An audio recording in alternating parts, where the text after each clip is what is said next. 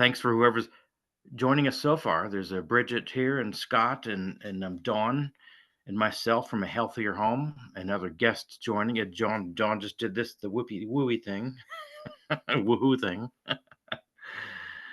Um, Others will be joining us, but all right, I'll do this early introductory part so we can get on to questions.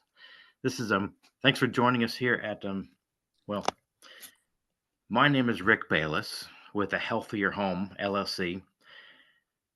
And I'm happy to be your host here and facilitator to today's live call. The topic here is reclaim your health's home after Helene. Ask us anything. Thanks for joining us. And take a moment to introduce myself and the team members here. So this is where we go on to the next slide. Dawn.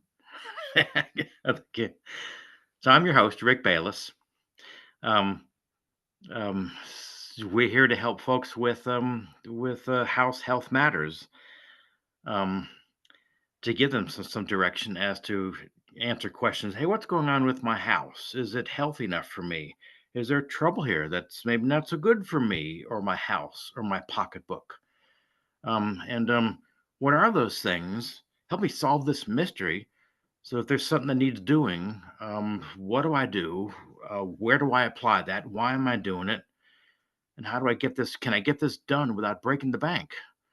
Or do I have to do anything at all? Is I really okie dokie? And I can feel reassured that my house is in good shape. Thank goodness I know for sure. Because Scott or Bridget or Rick came out to look for trouble and no trouble. His house is great. Unfortunately, that's not what Scott, Bridget, and I find all the time. But whatever we find, it can be resolved. Um, Speaking of Scott and Bridget, there's the next slide here. Scott and Bridget. There's Scott's picture on the left. There's Bridget. Um, Say hello, Scott. Hello. They're going to give me trouble. Say hello, Bridget. Hi. Gee, I couldn't do this without Scott and Bridget. In the field, especially, their depth of knowledge and expertise and insights is tremendous. Their customer service skills are outstanding. Their organizational skills outstanding. I couldn't do this without them, and we all wouldn't be here to help you the degree we could without their assistance. And there's Dawn down there too. If you see Team AAH, that's Dawn. We wouldn't be talking together without this technical support from Dawn, also an essential member of the team. There's others too. There's behind the scenes is Sherry McClendon and Katrina Bragg and Sherry Munt. There's others, but the ones you'll see most often face to face or here on the phone is Bridget and Scott or myself. We decided that we hate to give folks lectures all the time of here's the slideshow, look at all these slides, we tell you what we have to tell you. We really like the opportunity for the attendees to ask the questions that's on their mind. Let's address that question. So that's what this one's all about. Is we're going to give you all a chance to ask your questions, and we'll address your questions instead of us take you to a particular place. I guess so. Let's go on to the next screen. So here we are. Let's chat. And what we'd like you to do is enter your questions into the chat bar or chat area. And throughout this, Bridget or Scott might have the chance to answer some of your questions through the chat bar.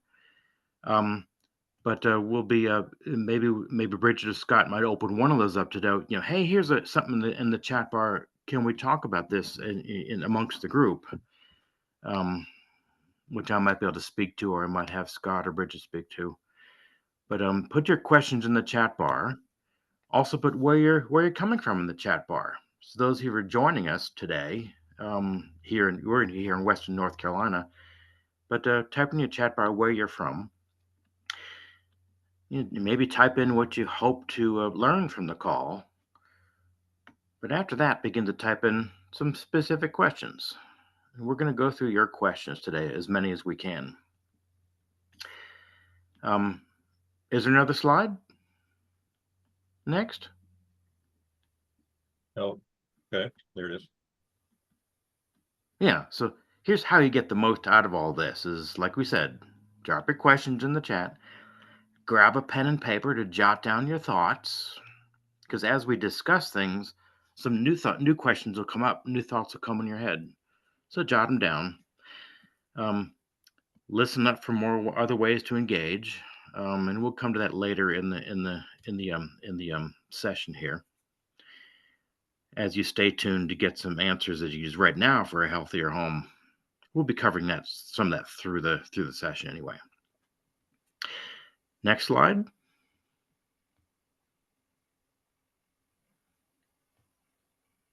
That's the last one. So we could let that sit there if you want. We could either let that slide sit there so they could see what our phone number is. All right. Well, thank you in advance for showing up. that slide can sit there, as far as I'm concerned. So, are there any particular questions showing up in the chat bar yet? We've got I don't think I can. one. Should basement crawl space floor be fully lined, or does that stop the house from breathing? Okay. I guess I'll speak to that. Anyway, all of us can speak to that. Scott, Bridger, and me. But should it be fully lined? Maybe. His favorite answer. There's something called doing nothing with your crawl space. Leave it like it is, just exposed dirt, exposed soil. Just leave it like that, and leave the foundation vents, windows open to outside. And if you have air conditioning in the house, that's a recipe for disaster. So leaving the crawl space like it is in that condition like that is no good. Then let's speak to the other end of the scale. What if I go all the way with complete crawl space encapsulation, with plastic up the sidewalls, insulation up the sidewalls, insulating the band joists, dehumidifiers, maybe expanding foam is used, maybe a sump pump is put in there, maybe perimeter drains are installed below the plastic. And you could throw $30,000 at a crawl space, but did you need to? So there's something in between nothing versus full encapsulation, and thing that's in between is enclosure. That's where you put plastic on the soil to cover all the soil. You don't even necessarily seal it to the sidewalls yet, or even bring it up the sidewalls. You cover that soil. You close foundation vents, and you probably going to have to start to run a dehumidifier down there. Before you run a dehumidifier, you could use a little $10 hygrometer, something like this, a $10 hygrometer, to check what the humidity is in the crawl space. And if you're seeing it sitting at 57% humidity, anything above 55, yeah, it's time to be dehumidifying. So then you turn on that dehumidifier. If you enclose a crawl space and keep the air dehumidified down to low 50% humidity, it'll probably be dry enough down there to really discourage mold growth.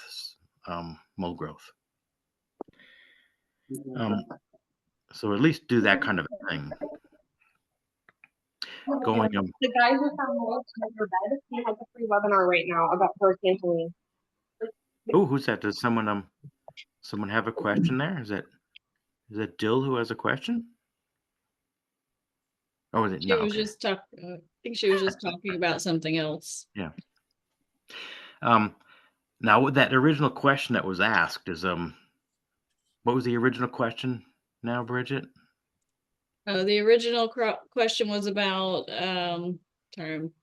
should basement crawl space floor be fully lined, or does that stop the house from breathing? My point also would be there's basements and crawl spaces, there's a little difference there as well. Yeah, basement's not quite the same as the crawl space. True. The main difference is the floor in the basement is a poured cement. Whereas in a crawl space, they didn't put cement on it yet, and it's exposed soil. or has only plastic over it. That's really the primary difference between a crawl space and a basement is, the a crawl space that has a poured floor that is only 4 feet tall and you have to crawl through it. That's just a short basement, is all that is. And there's some crawl spaces that are 20 feet high. The ceiling's 20 feet up there over your head. You can stand up, walk around. You can play basketball in there if the soil were level. But it's only dirt floor. There's no cement poured down. So really, the primary difference is whether it has a cement floor or not, or if there's exposed soil. That's the difference. Crawl space has exposed soil or only plastic over it. Basement has a slab cement floor.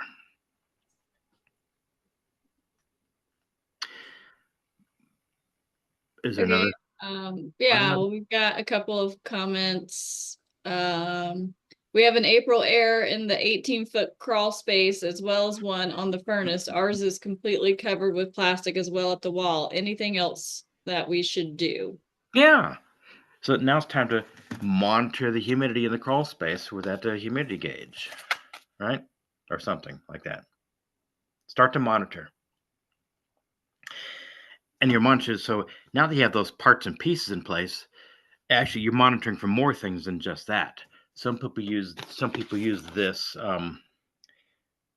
View Plus, some Air Things View Plus, and they can monitor not just humidity, but they could also monitor radon, and chemical off-gassings and airborne particulates, and a couple other things.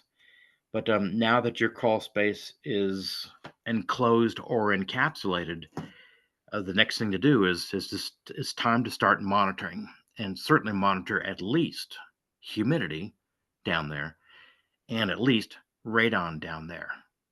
With some tools, and you'll need those tools for that, those devices. This one only gets you humidity, humidity. But this one will give you humidity and radon and some others. But you got to start that, because now that you've enclosed your crawl space or have a basement or either, you might have a radon situation, radon problem, and radon is not good for health at high enough levels. And you can't see what the radon level is. You can't smell it. You get to monitor it with a tool. The other thing to monitor is some practical things of go down there every so often and look for plumbing leaks, look for rodent activity, look for breaks in your duct system. Look for when like rodents have chewed holes in your new plastic that you just put down there to encapsulate the crawl space. They're going to start chewing holes in it. Look for floods. There'll still be floods in the crawl space, either from your HVAC tools or from your plumbing, or from floods from outside.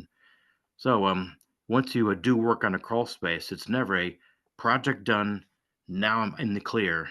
No, you're still going to have to explore conditions in there every so often. I don't know, once a year at least, maybe even once a season, maybe twice a year. So I guess monitoring is the next step. We have another question about, let me get back up to it. Hope to learn more about water mitigation as it relates to landslides. Yeah. Boy, as to relate to landslides. Now where it's and that's what brings up a good point of indoor air quality, mold growth, house conditions. This all starts outside. So it's important to consider the setting that the house is at and its surroundings.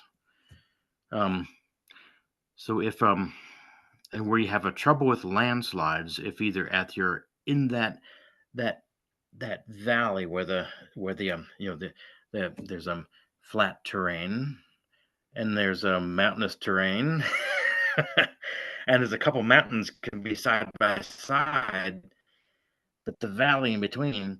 So if you're on the slope, all right, you might have, especially if you're in a V of the slope, one of these V's, Now you might have water collecting here and running down here like a waterfall almost, a strong shoot of water, and landslide in that V. So and if you're at the very bottom of all this, then you'll have the water collecting to a flood. So with our trouble with Helene, the people who had the problem was not the people who are on the top of the hill, and not the people who are on the knolls, but the people who are in the the troughs and down at the very bottom. And landsliding is going to happen because these thin clay soils, they're going to get waterlogged, and at some point they can become fluid and just roll down the hill along with the water. So landslides our soils became saturated with water to where that soil became fluid and it started to flow. And we get that around here. Now you can see we just had a terrible incidence of that. And it's not been the first time and it won't be the last.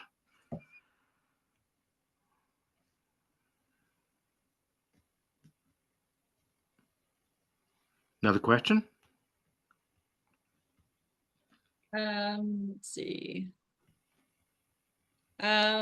Is the Austin Air HealthMate Plus considered a good product to you? Which is the air purifier. Yeah. So unfortunately, dude, every single one of these questions that y'all are gonna be asking, each of these questions has an "it depends" answer.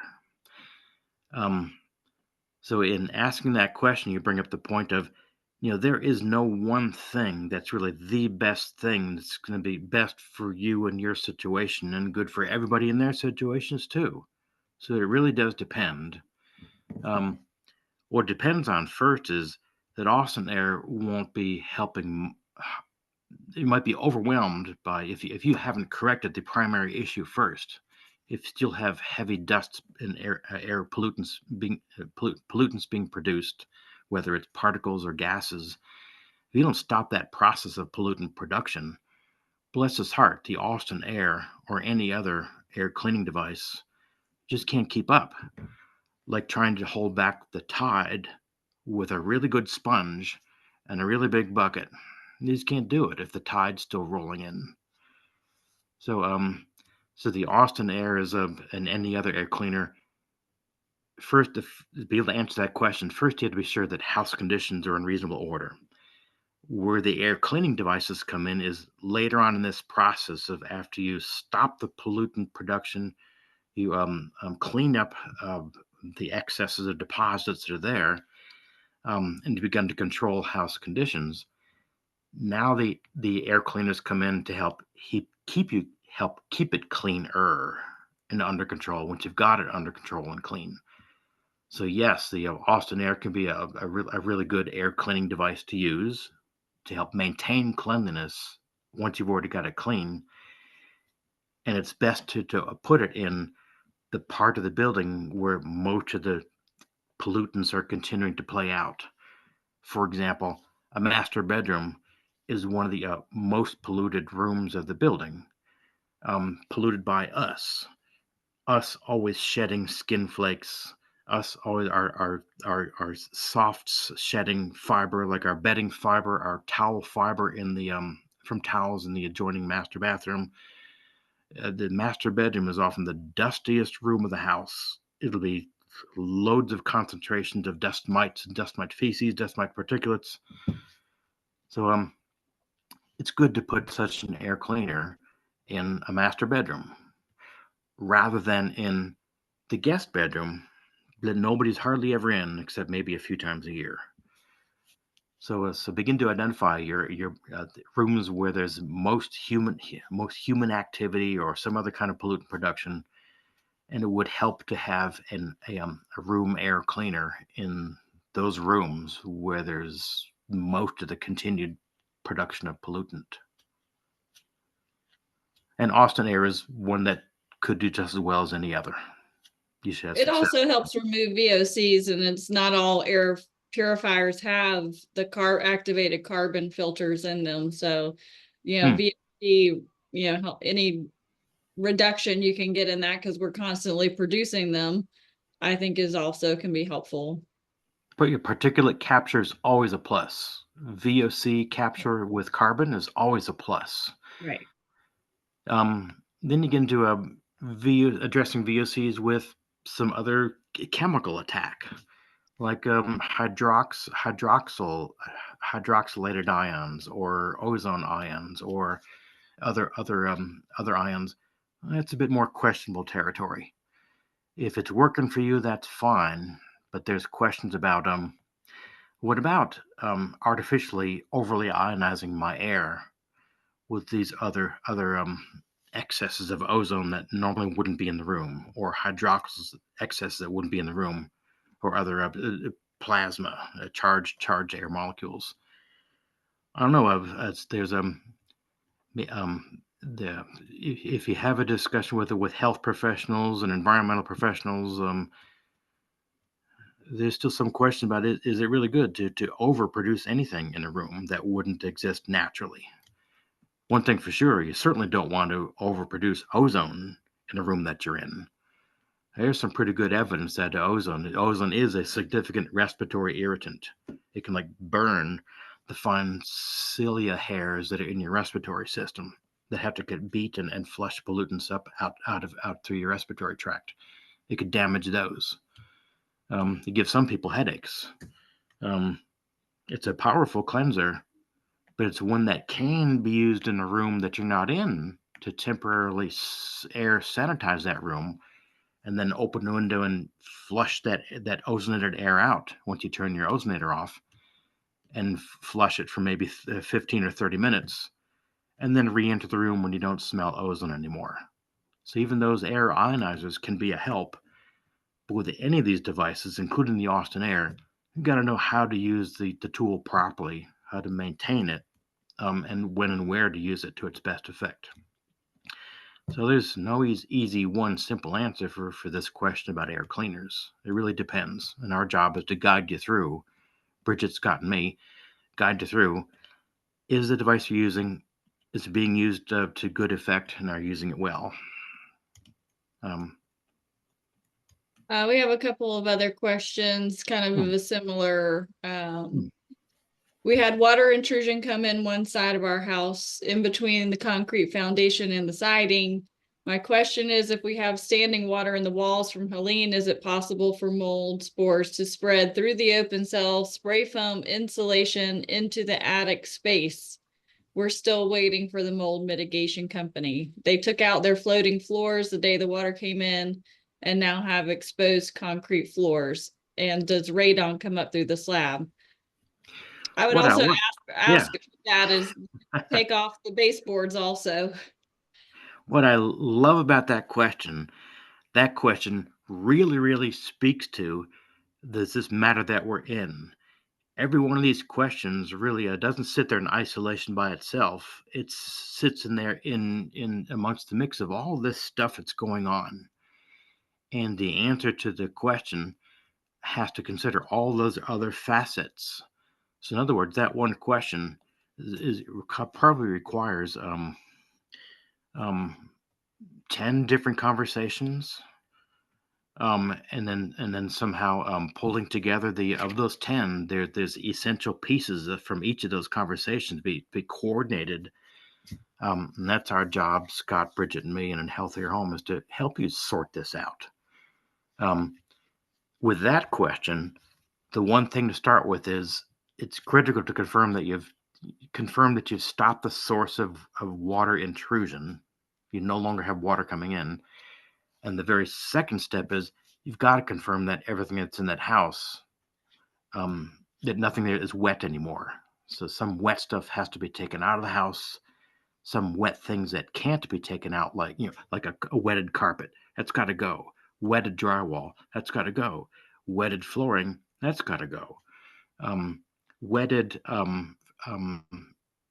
wall studs and base plates, they could probably stay, but you have to use a moisture meter to confirm they're drying out down to a low moisture content of something below 15.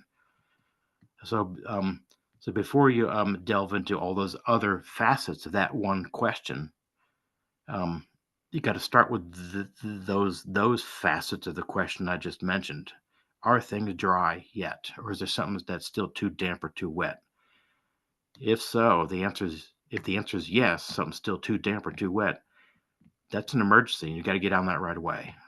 Um, and then we'll talk about the next facet of that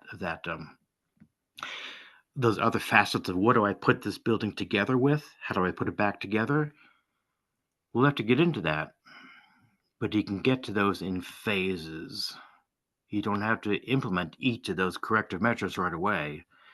Sometimes it's helpful to let's get things dry first, and then kind of reassess the situation and decide what the next step would be after that, rather than committing yourself all the way to each of those 10 measures. You've lined yourself for those, and they're all going to happen back to back to back to back to back. It might be that you might have to change some of those later steps, like, for example, going to expanding foam.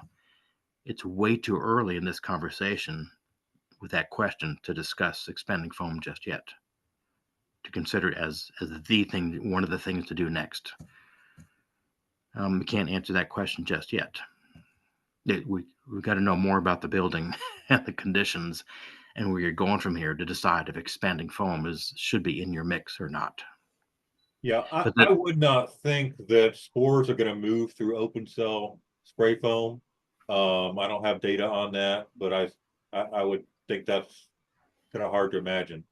yeah, I would Scott's say right. more than likely the microbial VOCs and chemicals that are produced with mold production they're like gases. Right. They could possibly, but maybe not the spores themselves. Yeah. So the spores, no, yeah, because that's expanding foam is supposed to be dense enough to not really let air pass through it, or whatever's. And mold spores have to be carried in the air. So if the air is not going through, the spores aren't going to make it through either. Like Bridget said, though, something I've concerned to consider early on here is: are you going to be able to tolerate the chemical off gassing that often happens from that exudes from expanding foam? Or as long as it takes for it to begin to cure and get down to where it might take years for it to get down to where it's not off Yeah, I gassing so mean, much. a lot of people that have expanding foam wish they did not. I'll just say that. There's a lot out there. Yeah. Yeah, But, there's a yeah. lot out there. I mean, I don't think I would add expanding foam to the walls. I think that was one of the questions from Dill. She said, we have nearly the same experience as Lauren Ashley. Water came in the backside of the house under the floating floor, and linoleum took up the flooring immediately and have exposed concrete. Her question is about rebuilding the wall where the water came in. It's a brick facade up against the concrete slab. Wall is a wooden framework. We are considering filling the wall with closed cell spray insulation to waterproof up from the concrete slab and 3 feet up the wall. The danger in that question is: have you confirmed that water won't be wetting that wall from the outside anymore? It's better to stop the water on the outside of the wall versus the inside, because the water pushes through the foundation and will push through whatever adhesion you had there, whatever you're trying to, whether it's paint, sometimes they'll paint a waterproofing paint on or something, but if the water's coming in that direction, it just pushes it off, and it'll bubble and Yeah.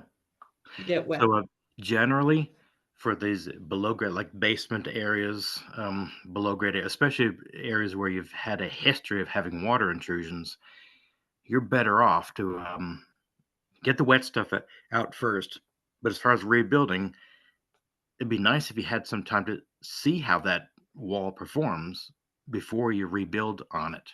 First, confirm that you've won the war and the war with water and moisture, excessive water and moisture intrusion through that wall. And Um, she did comment as well that they plan on sealing the brick from the outside also. So yeah, if you're sealing it from the outside, then adding that extra layer on the inside won't necessarily hurt anything. are you, are you going to catch. seal from outside? Are you going to have push soil back up against that wall? Because I guess, like, to seal the outside, you can be pulling back soil away from from that exterior, from that below grade wall, to be able to put a sealant on it. So if you're gonna pull that soil back and put a sealant on that below grade wall, That's what they're doing. put a capillary break material up there first. A drainage mat is also going to be critical to this process.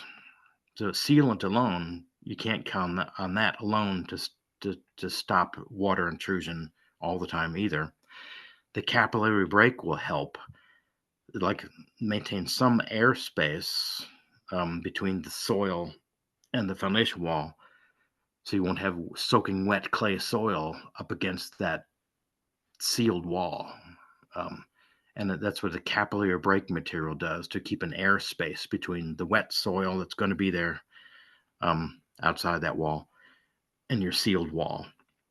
Some people use a large stone bed They outside do there. have a French drain on that wall, she said, but it was overwhelmed during the hurricane.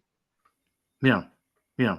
So this all this realm of, can we strengthen that wall against future intrusions of water, and maybe even hefty up its capabilities in light of the fact that we might get another 20-inch rain sometime.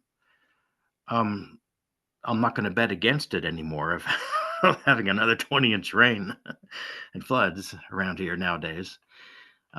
So this is the time to find that those below grade walls you've been having trouble with. It's time to really step up the setup of that, to be able to handle more extreme wetness events.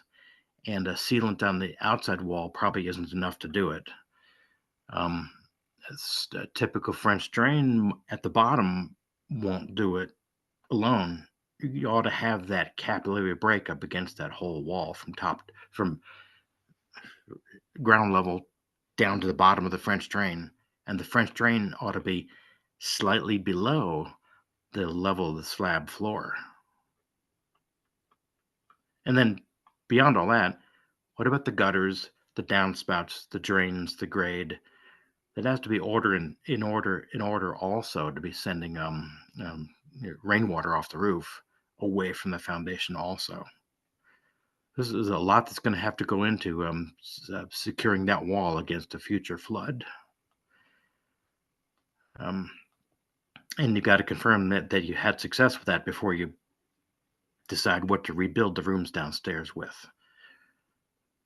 Right. She Um, said they left the interior wall open since Helene and not had any other water intrusion. So they have seen the wall performance, but want to make sure we put the wall back together with the best defense. And is closed cell foam okay to fill the wall? I would say probably not, because there are others will be just as well. Just as well. Close expanding foam won't allow you to ever get a look on that foundation wall again. It'll be entombed behind the foam. You won't be able to check for insect intrusions or rodent activity. So if you ever had to get there again, you'd be better off to have some removable material. If you want insulation against there, have a removable material, because someday you might have to explore into there again. And then your finished wall, that's a great place to be. If you're going to use drywall, ideally paperless drywall or some other material besides drywall, or at the very least purple board, mold discouraging drywall, because it's at least going to be damp. Even if you don't have a flood, it's going to be damp down there. So there's a lot to this conversation also. There's a lot of maybes in your question, and probably expanding foam is not the best thing. There are other choices might be better. You're going to have to do some more work outside.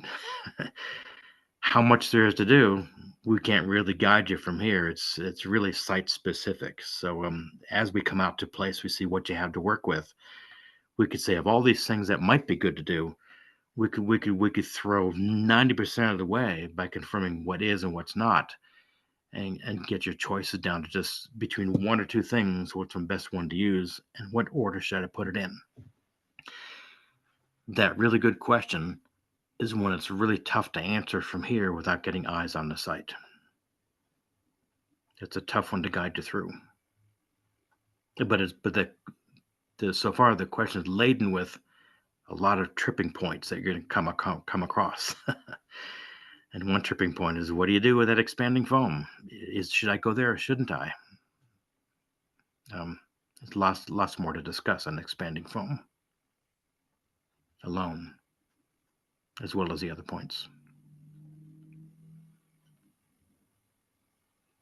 Yeah, we had a similar question about adding spray foam to the crawl space, in an 18-foot crawl space on the floor. On the crawl space. Yeah, on the subfloor of the crawl space, which is an 18-foot high crawl space. I mean, my vote would be a no spray foam in the crawl space. Yeah. What do you say, Scott? Yeah, well, if you spray foam the floor, then you can't see what's going on. We see a lot of times the leaks get hidden for a long time, and it causes a lot more damage, and the subfloor will rot because you can't see the damage very well.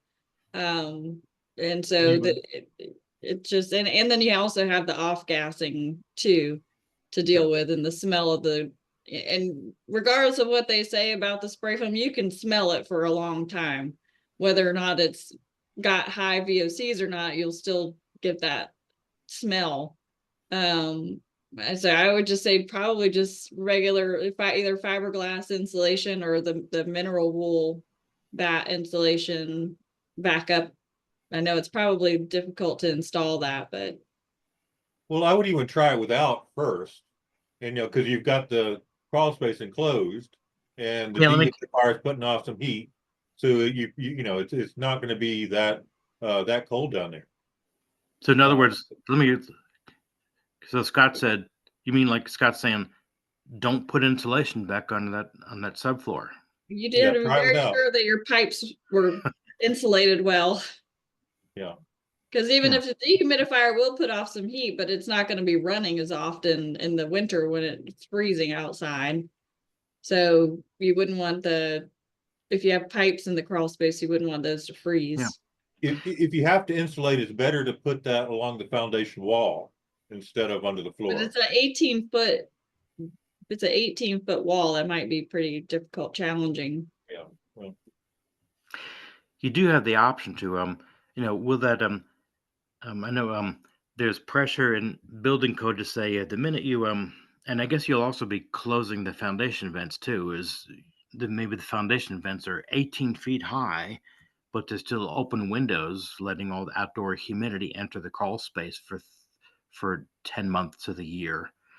You have to be closing foundation vents too to manage a crawl space around here. So with insulation gone from under the floor and with foundation vents closed, what do I do to maintain acceptable conditions down there? Be monitoring humidity, run a dehumidifier to keep the humidity down to 50 to 55%. You might have to add a little bit of heat when we get to a 3-day, 5-day weather spell where we're going to have 10 or 20 degrees below average temperatures. Probably that crawl space would be fine if we never got down to no lower than 40 or 50 degrees outside. It might do okay just through some 30s degrees periods, but we hit 20s and teens, you might have to run a heater down there for a few days. That's if you leave the crawl space closed rather than encapsulated. If you leave it enclosed, it still might perform okay without insulation on the walls or subfloor. We go to houses that are built in 1920s, 30s, 40s, and they have no insulation under the subfloor in a crawl space, and they never have, and they're still working out okay.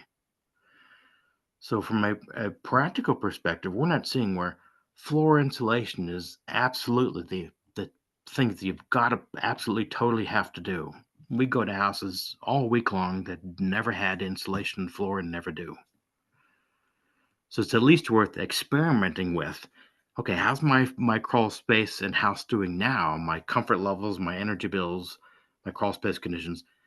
Now they don't have floor insulation with foundation vents closed. Am I any worse off? Are things under reasonably good condition? And if you find, things a little bit off, you could always install floor insulation later on down the road. But you might find that the house might perform just as well without it. One more point on this. Most floor insulation we see installed overhead like that is not doing anything for you anyway, because it's never been up against the subfloor, or it's been compromised by rodents. So it's almost like a lot of these homes never had effective floor insulation anyway, even though they had this sea of fiberglass overhead. Wouldn't you say, Scott? Yeah, and a lot of your plumbing will be below that floor insulation anyhow. Hmm. So yeah, I don't think you need it for frost proofing if your crawl space is sealed up. So at the very least, hold off on the next step of installing new insulation. See how the place begins to perform. And here's a good winter season coming up to be able to see how's my house, my comfort levels, how's this all perform with the insulation gone, the foundation vents closed, and no insulation. How am I doing? You might get this through this winter with hardly little noticeable difference in house conditions. In other words, like, do you really need floor insulation? You need insulation up in the ceiling, in the attic, up above. You've got to insulate that. But you might not have to insulate the floor. We got a question. How do we detect mold when it's not visible, for example, under tile, etc.?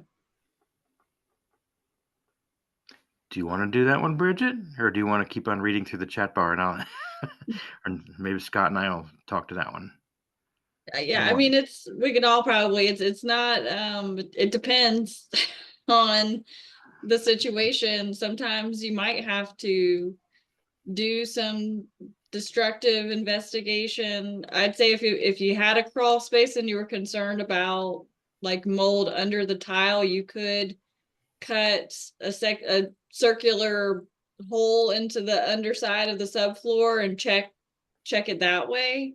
But every situation is going to be a little bit unique. I mean, we've all probably cut inspection holes, and I'd say one of the things that we're seeing during Helene, especially, is I only got an inch of water in my basement. Well, if you pull off the baseboard, there's usually mold behind it because the water's gotten up between the drywall and the baseboard, and it's not able to dry out. So then you just get a layer of mold behind all the baseboards. So it's kind of like you have to look. You got to kind of pull things off, open things up sometimes, and see. You want to do it in the least destructive way possible in case there's nothing there. But like it just kind of does depend on the situation. I would say, yeah, if you're concerned about mold under the tile, I'm guessing you'd have a crawl space. I wouldn't worry about it being under the tile necessarily if there was a slab as much. I would worry more from if it was on a crawl space and if your subfloor was wood, then you can maybe check from underneath, see what the moisture readings are, and see if it's still wet. And then you could also, if it is still wet and it's been a while, you can probably assume there is some mold there. Or again, you can use a saw bit, like a circular saw bit, to cut out like a core sample basically of the subfloor if you had to. Bridget said, check the moisture really readings. not. Sorry, but there's really not, any way to tell what's going on in a hidden space without getting access to it. You can look for hints, staining, on the baseboard or under the subfloor, but ultimately, moisture. But moisture readings, right? But ultimately, you have to open up those spaces to see what's going on. Yeah. So there is no really the greatness of that question is, how can I tell in a space between two materials or in a hidden cavity, how do I tell if there's mold activity in there or not? Um, um, and the answer is going to come from um, targeted, mindful, insightful examination. Looking at it. The answer won't come from testing. Now, where testing does come into is the testing for mold. You should thoroughly exhaust your opportunities to be looking for mold. And like Scott said, you look for distortion, you look for dampness, you look for discoloring, you look for growths. Where you start to test with a moisture meter like this, if you have some wood or cardboard or paper or some materials that might support mold growth, if they're too damp, it ups the likelihood there's mold growth there, and that points to a spot that you should do a little bit of opening up investigation into. We'll call that destructive investigation, where we start to separate some things from each other that might require some kind of repair, but we do that in a targeted way based on what we see that's dampened with a moisture meter. See the moisture in my finger, and this thing detects moisture and it gives us a reading too. I don't know if you can see the numbers on this or not. Probably not. Yeah, maybe so. 25, 20, 27, 28.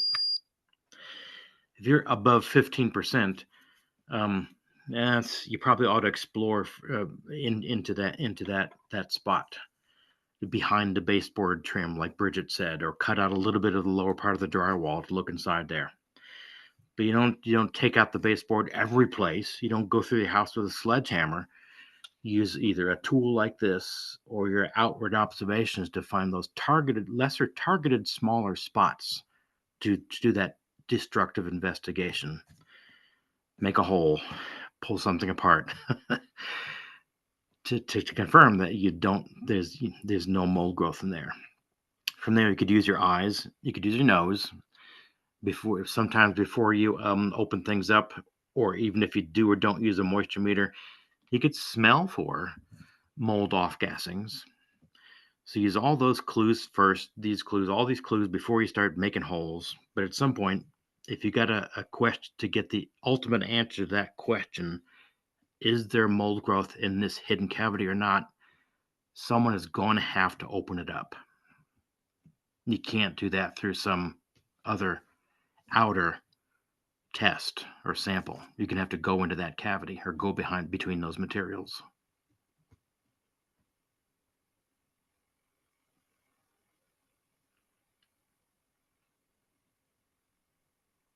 Okay. I think we're answered most of what's here. I'm trying to keep track of multiple conversations. So I think we missed one from Lauren. I'm not sure where it is, but they had pulled up their flooring and had the exposed slab. And so she was concerned about radon now. But I don't think radon's not going to be any different than before. But that'll likely come up in any cracks in the slab. There's usually a crack going all the way around the perimeter of the slab. And so, sealing all those up. So that's an opportunity without the flooring that you can access the slab and seal up those cracks. Yeah. Yeah. So in a way, to as much destruction as there been, in every case, we're seeing wonderful opportunity here. Bill says, No. how do you seal up the cracks in the slab? Yeah, what a flexible caulk. Or Clear the mortar, yeah, either way. clear the debris. Could be mortar, but clear the debris out first. Soil debris, construction debris. Get the crack kind of cleaned first, and then, like Scott said, either the proper mortar mix or a flexible sealant. But it's really important in downstairs and basements and slabs in this climate. We have high incidence of radon in this area. It's important to be sure that those cracks are sealed. So the silver lining to that damage to the floor, now you can get your hands and eyes on that slab and the lower walls, and you can seal these cracks. Because like Scott said too, you probably had radon before um, Helene came along. She said you couldn't do anything as much about it with the floor in the way. So all right, at least you can see some of these cracks and gaps and get them sealed. If it's a hairline crack, would you cut them open to seal it? I would not. No, I would use a thinner, epoxy or something that's going to, go down the crack more. But no, I wouldn't saw it open. They're not going to be in straight lines anyhow. So. Yeah, good point.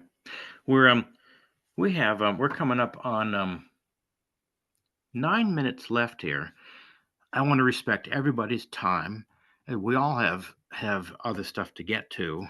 I want to respect everybody's time and break off of here. 5 o'clock could be best. We'll end this. Recognize that there's for the discussions we had already, the discussions we had, the answers we gave, a lot of what that did is it raised even more questions. And that's the challenge that Scott, Bridget, and I have, and our assistants in this realm. There is so much to have to sort through. And there's so many answers out there, options available. There's a lot of those answers that aren't going to really make much sense for you, but even a whole set of answers do make sense. They all sound good and they all could help, but it really depends on your specific situation in that particular room, at that spot in front of us, based on what all else is going on in the house, what your objectives are and your plans going forward, including whether or not you be in the house for 6 more months or 60 more years, as far as you could tell. Whether or not you really put a higher value on sustainability and greenness, what your particular health challenges are, what your wants are besides your needs. So really, any answer that's given that doesn't consider all of that stuff might very well be the wrong answer. So sometimes expanding foam is the wrong answer. Sometimes fiberglass insulation is the wrong answer. Um, um, so that each of these questions has lots of side questions that have to get folded into it, and ultimately has to do with what's going on in that entire building. So I was a bit hesitant to have this type of a webinar where I had a feeling we might not be able to really answer your questions to a point of satisfaction. But that's what we do when either of us, Scott, Bridget, or I go out to the house and examine it. Now we get the picture. Now we can give answers that are really on target, that can give you a definitive set of action steps that do make a lot of sense, that are affordable, that are effective. And in that moment, we define house conditions. We sweep away all those other hundreds of questions that are maybes. We've got this down to targeted answers that make a lot of sense. So it's tough to do in this realm of not seeing a house in a situation. It's tough to talk about this topic in generalities. But I guess we've hopefully some important tips for you. Pick up on this monitoring of with tools. Start to monitor. Find things that are wet. Find things that are spaces that are humid. Begin to check what the radon levels are. Now, armed with those, let's start asking questions around those things. What's wet? What's damp? What's humid? Do I have radon? Let's start to ask your next questions around those realms of things that you've made some specific observations on. We could either guide you virtually over the phone or with a Zoom type of exploration like this, or we can come out to the house to examine and see the bigger picture there. That's our best of guidance comes from us seeing exactly what you've got to work with. and confirming what you don't have to work with. When we come on site and see what you don't have there, immediately 90% of all these questions just fade away. And we could focus our attention and thought and activities on the much lesser set of things that are at play, and target your efforts and your purchases and your activities. We do that every day with folks. We save them tens of thousands of dollars. We spare them from buying lots of stuff. We spare them from projects and efforts that didn't get them anywhere. We help them heal their houses with on-target measures. That comes from seeing the whole complete picture, rather than trying to address just one question alone in isolation. Time-wise, let me watch time again. 4:56. I gotta say something here first. I was given a Rick, you got to say this thing as part of the webinar.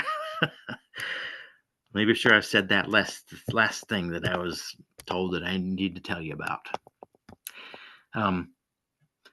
If you think your Southern Appalachian home may have some problem caused by severe weather conditions, like those resulting from Helene acutely, or those that happen over time from years and years of humid summers. Either way, they might be helping to make the building unhealthy, and we can help. Or if the house is in some other way unhealthy, besides wet, damp, humid, and Helene's challenges. If you think they're unhealthy, we can help. Contact us anytime. Respond to one of our emails. Check out the resources we have on our website, www.ahealthierhomenc.com.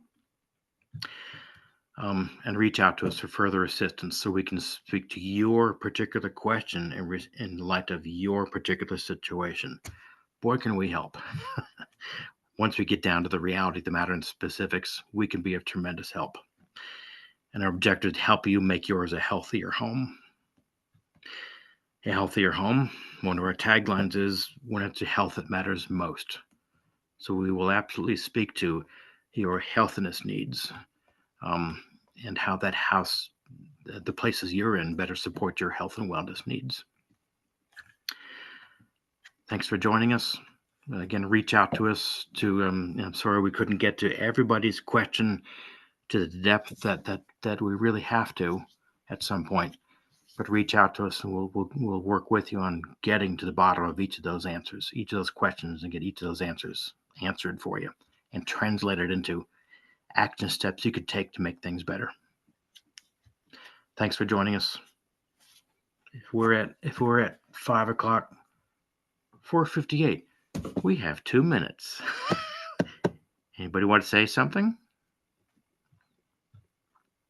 Well, I think this is a good format. We can only kind of get into general concepts, really. But ultimately we have to see the house to get the full scope of what's going on and all the multiple factors that go into any one of these issues. It can get pretty complicated, but so give us a call.